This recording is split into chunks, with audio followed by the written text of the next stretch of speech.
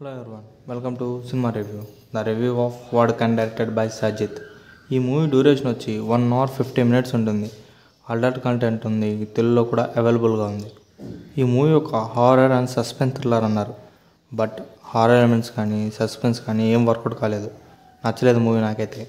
Basic plot line ఏంటంటే, hero ఒక paranormal inverter. North మలబార్లో ఒక టీవీ షో జరుగుతుంది. ఆ టీవీ షోలో అందరూ సడన్గా చనిపోతారు. అక్కడ ఏం జరిగింది, హీరో అక్కడ ఏం చేశాడనేది స్టోరీ అంతా ఉంటుంది.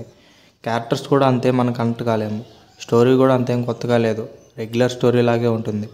కొంచెం మైథాలజీని యాడ్ చేశారు.